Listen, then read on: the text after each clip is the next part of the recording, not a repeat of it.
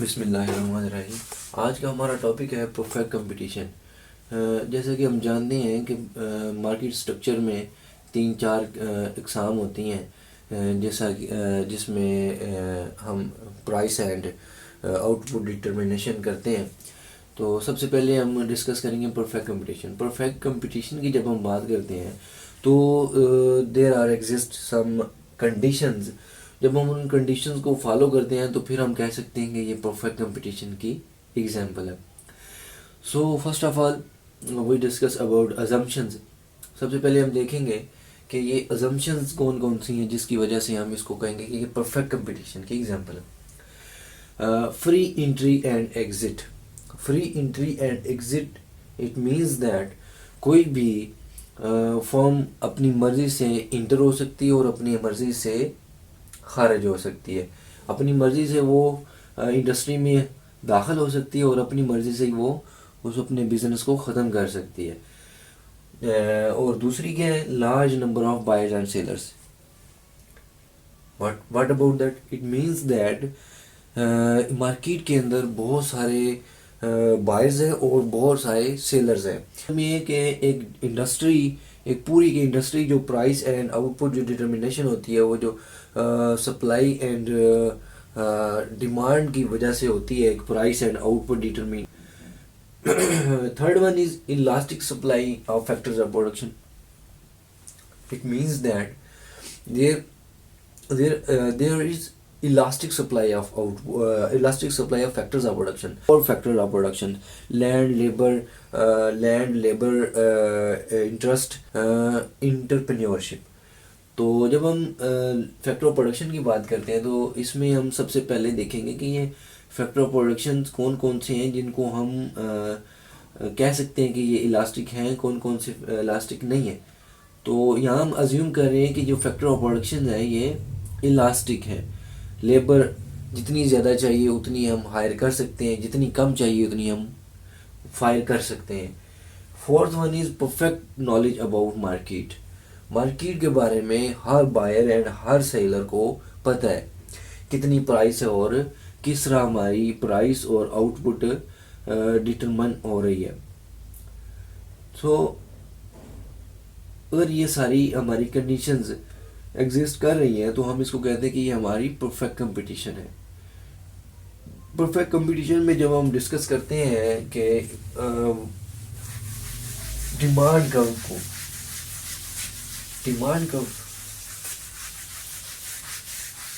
जब हम बात करते हैं डिमांड कर्व की, demand curve of firm and demand curve of industry, तो इसमें क्या फ़र्क है, मतलब दोनों के डिमांड कर्व में क्या फ़र्क है। तो सबसे पहले हम डिस्कस करेंगे फर्म के डिमांड कर्व को। फर्म का जो डिमांड कर्व होता है इन परफेक्ट कंपटीशन ये बिल्कुल हॉरिजॉन्टल होता है। इसको हम कह सकते हैं कि परफेक्टली इलास्टिक ये होता है, perfectly elastic. It means that कि यहाँ पे price, demand, marginal revenue and average revenue equal होते हैं। ये एक हॉरिजॉन्टल लाइन होती है। इस एक्सिस पे हम एक्स और इस पे वाई, तो ये हम वाई एक्सिस पे हम ले रहे होते हैं प्राइस को और एक्स एक्सिस पे ले रहे होते हैं हम क्वांटिटी को। इट मीन्स दैट के परफेक्ट कंपटीशन में प्राइस कम हो या ज़्यादा हो, आउटपुट और डिमांड को ये असरअंदाज नहीं करती। ये नेसेसरी गुड्स की होती है। नेसेसरी गुड्स में इसमें प्राइस जो है वो असरअंदाज नहीं करती डिमांड को। तो जब हम बात करते हैं इंडस्ट्री की तो it is totally different from firm demand curve. So इसमें डिमांड कर्व जो है वो इस शेप में होता है। ये इंडस्ट्री का इस पूरी इंडस्ट्री को जब हम डिस्कस कर रहे होते हैं तो इसमें ये होगा हमारा प्राइस और ये होगी हमारी क्वांटिटी। तो पूरी इंडस्ट्री की जब हम बात करते हैं तो इसमें प्राइस जो है वो क्वांटिटी को डिटरमाइन करती है। जितनी ज़्यादा प्राइस होगी उतनी क्वांटिटी ऑफ डिमांड कम होगी। P1, P2, P3 Q1, Q2, Q3, E1, E2, E3। जब P1 है it means that quantity of demand is Q1। सो जब हम बात करते हैं इंडस्ट्री की, तो पूरी इंडस्ट्री में जब हम एज ए होल देख रहे होते हैं तो उसमें large number of buyers and large number of sellers होते हैं। तो जब प्राइस किसी चीज़ कोई भी चीज़ है जिसकी प्राइस बढ़ेगी तो उसके साथ उसकी क्वांटिटी डिमांड जो है वो कम होती जाएगी। जब हम बात करते हैं determination of price and output की, तो इसमें दो अप्रोचेज हैं। First one is total cost and total revenue. It means that हम देखते हैं कि टोटल कास्ट कितनी है और टोटल रेवेन्यू कितना है। जितना ज़्यादा गैप होगा इन दोनों के दरमियान उतनी ज़्यादा प्रॉफिट होगी। And second one is marginal revenue and marginal cost. So हम डिस्कस करते हैं सबसे पहले total cost and total revenue approach को। तो इसमें हम देखते हैं हमारा कर्व, ये हमारा है टोटल रेवेन्यू का curve Q and total revenue, total cast. तो ये हमारा होगा टोटल रेवेन्यू का और ये हमारा है टोटल कास्ट का कर्व।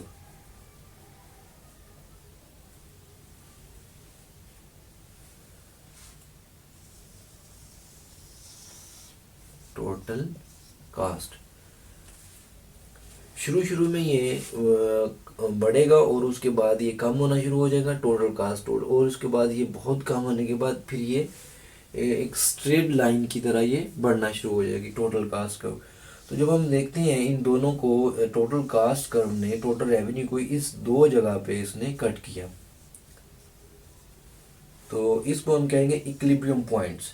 इसको हम, ये है हमारा Q1 और ये है हमारा Q2। अच्छा, एक पॉइंट ये हो गया, एक पॉइंट ये हो गया। तो जब हम बात करते हैं E1 पॉइंट की, तो यहाँ पे total revenue and total cost are equals. तो जब टोटल रेवेन्यू और टोटल कास्ट जब हम देखते हैं कि वो इक्वल है, इट मींस दैट यहाँ पे नॉर्मल प्रॉफिट, जो फर्म है वो नॉर्मल प्रॉफिट अर्न कर रही है। लेकिन हमारी जो फर्स्ट प्रायोरिटी है वो तो मैक्सिमाइज ऑफ प्रॉफिट है, maximisation of profit. So we will check this area. This area, when there is a maximum gap between total revenue and total cost curve, it means that this area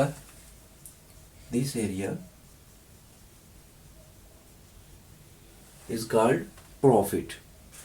Firm will produce at that point, because at this point total cost decreasing, when we increase production total cost is decreasing, but at that point total cost increasing.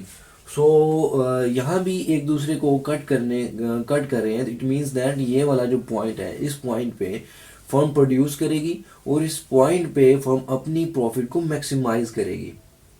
ये वाला जो area है ये firm की profit है, profit को show कर रहा है।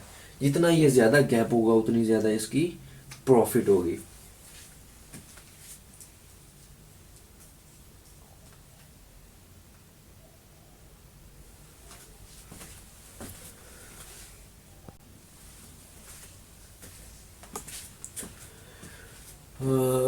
Second approach of determination of price and output is a marginal cost and marginal revenue approach. Marginal cost and marginal revenue approach. When we talk about that, it means that there are two curves. ये वाली हमारी है marginal revenue, average revenue, price and demand की curve. ये याद रखिए, ये एक फर्म की बात हो रही है। ये सिर्फ एक फर्म की बात हो रही है, तो इसको हम डिमांड कर्व भी शो कर सकते हैं। तो ये तो होगी हमारी मार्जिनल रेवेन्यू, एवरेज रेवेन्यू की कर्व। मार्जिनल कास्ट जो है वो इस शेप में होगी, यू शेप में marginal cast curve. First of all it is diminishing and at that point it will increasing just like this। तो हमें दो पॉइंट मिल गए, एक हमें पॉइंट मिल गया E1 और एक पॉइंट मिल गया E2। सो फर्म, इसको हम P कह सकते हैं, इसको हम Q कह सकते हैं, क्योंकि हम P भी, इसको पे हम P भी ले रहे हैं, मार्जिन रेवेन्यू भी ले रहे हैं, एवरेज रेवेन्यू भी ले रहे हैं, तो ये सारे इस वर्टिकल लाइन पे आ जाएंगे, मार्जिनल रेवेन्यू। सो जब हम बात कर रहे हैं पॉइंट ई की, it means that firm produce कर रही है quantity of Q1 and it earning abnormal profit. So जब हम बात करते हैं, अभी हमारी मार्जिनल कास्ट जो कर्व जो है वो डिमिनिश हो रही है, मार्जिनल कास्ट डिमिनिश हो रही है। तो प्रोड्यूस कोशिश करेगा कि वो अपनी प्रॉफिट को मैक्सिमाइज करे, क्योंकि हमारी मार्जिनल रेवेन्यू कास्ट जो कर्व जो है वो तो बिल्कुल हॉरिजॉन्टल है, तो उसको चाहिए कि वो अपनी प्रॉफिट को मैक्सिमाइज करे और उस प्रोडक्शन को इंक्रीज करे यहाँ तक कि वो पॉइंट E2 तक। E2 it means that marginal cost curve is equal to average cost curve। तो यहाँ पे हमारी मार्जिनल कास्ट कर्व जो है वो बिल्कुल इक्वल आ गई एवरेज मार्जिनल कास्ट कर्व और मार्जिनल रेवेन्यू का। सो यहाँ पे प्रोड्यूसर जो है वो इस लेवल पे E2 पे प्रोड्यूस करेगा, अपनी प्रॉफिट को मैक्सिमाइज करेगा। Q2 पे वो प्रोड्यूस करेगा, क्योंकि यहाँ पे मार्जिनल कास्ट और मार्जिनल रेवेन्यू इक्वल है। अब हम बात करते हैं शॉर्ट रन इक्विलिब्रियम की, कि short run equilibrium in perfect competition, how firm in equilibrium. So there are four types of equilibrium. First one is when firm earn abnormal profit,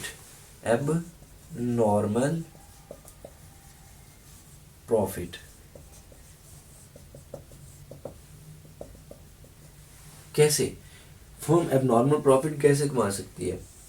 ये short run में जब ये हमारा हो गया average revenue and marginal revenue का curve, और ये हमारा हो गया मार्जिनल कास्ट का कर्व। तो जहाँ पे मार्जिनल कास्ट और एवरेज कास्ट और मार्जिनल रेवेन्यू इक्वल होंगे, ये वाला पॉइंट, इसको हम कहते हैं इक्विलिब्रियम पॉइंट। फर्म प्रोड्यूस करेगी इस पॉइंट पे, इसको हम कहते हैं Q0 और इसको हम कह देते हैं P0। तो फर्म एबनॉर्मल प्रॉफिट उस वक्त अर्न करेगी जब एवरेज कास्ट कर्व और एवरेज वेरिएबल कास्ट कर्व इस पॉइंट से नीचे होंगे। तो ये वाला जो पॉइंट है इसको हम E1 कह लेते हैं, इसको हम D कह लेते हैं, ये P0 और इसको P1 कह लेते हैं। तो ये वाला जो शेडेड एरिया है ये फर्म का एबनॉर्मल प्रॉफिट शो करेगा, क्योंकि यहाँ पे उसकी प्रोड्यूसर की यहाँ पे एवरेज कास्ट कर्व जो है वो पूरी हो रही है, और यहाँ पे उसके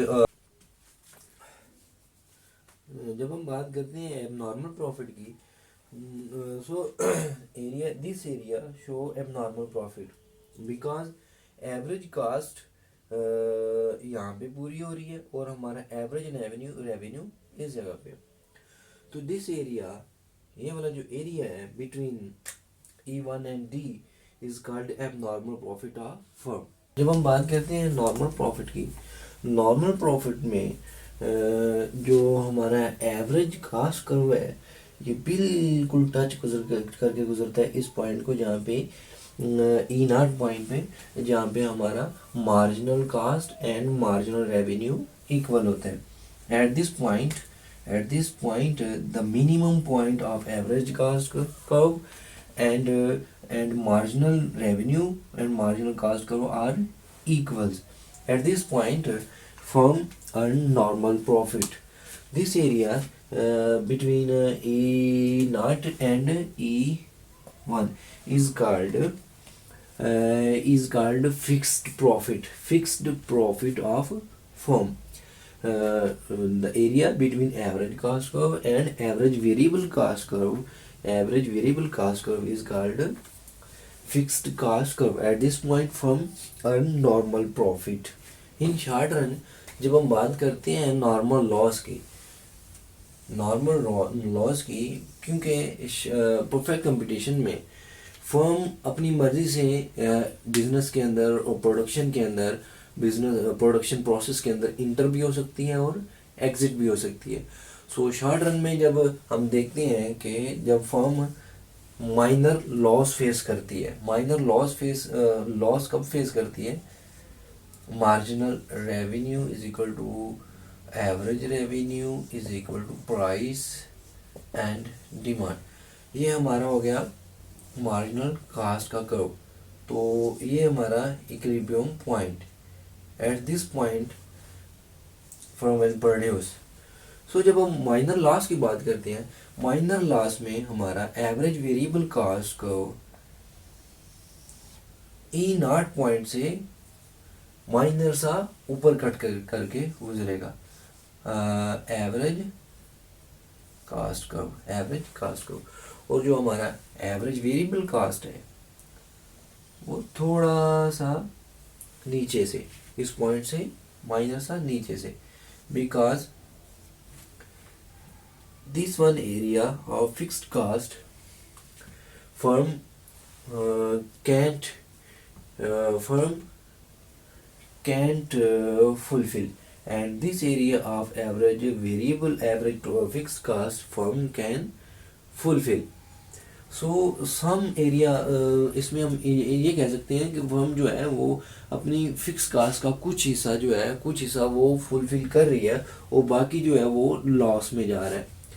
सो इसको हम कह सकते हैं कि ये कुछ हमारा एवरेज फिक्स कास्ट जो है वो एवरेज वेरिएबल कास्ट टोटल सारा जो है वो फुलफिल हो रहा है, लेकिन some area of fix cost भी फुलफिल हो रहा है।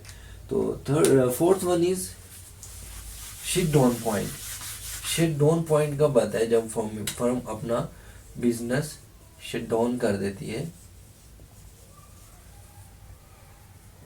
वो पॉइंट होता है जहाँ पे हमारा एवरेज फिक्स्ड कास्ट भी पूरा नहीं हो रहा होता।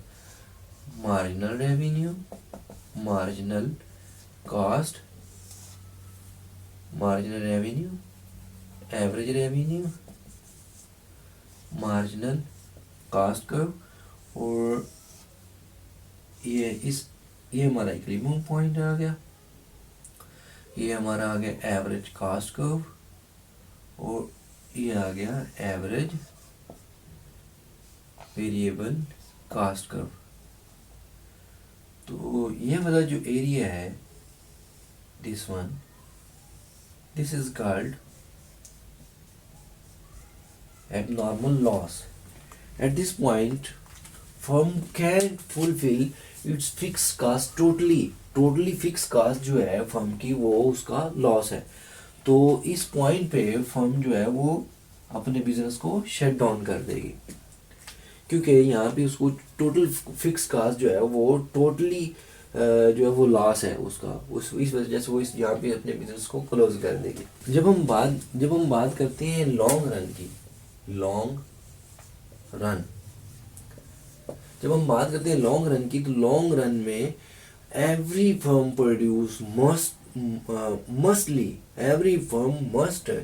Earn normal profit in long run.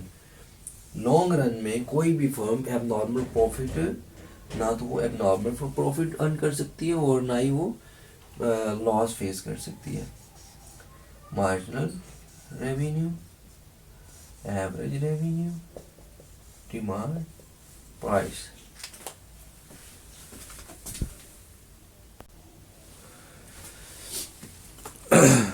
और ये हमारा marginal cast curve. Eight this point in long run firm produce and it earn normal profit, because in long run firm can produce abnormal profit and can't face any loss. This curve is called average cost curve, and this curve is called average variable cost curve. So this area is called average fixed cost. Fixed cost area. So at this point in long run firm produce normal profit in long run, can earn abnormal profit and can face any loss in long run. इंशाल्लाह अगर आपको मेरी ये video पसंद आई तो comment box में अपना कोई भी ऐसा टॉपिक जो आपको समझ ना आ रहा हो तो उसमें आप अपने कमेंट बॉक्स में मुझे कमेंट कर सकते हैं कि कौन सा टॉपिक जो है आप समझना चाह रहे हैं। इंशाल्लाह कोशिश की जाएगी कि आपको हर टॉपिक के बारे में मुकम्मल उसकी तफसील से आपको समझाया जाए। तो इंशाल्लाह मेरी रेगुलर वीडियोस अपलोड होती रहेंगी और देखें और मेरे इस चैनल को सब्सक्राइब करें और घंटी के बटन को दबा दें ताकि आपको हर आने वाली वीडियो आपको मिल सके।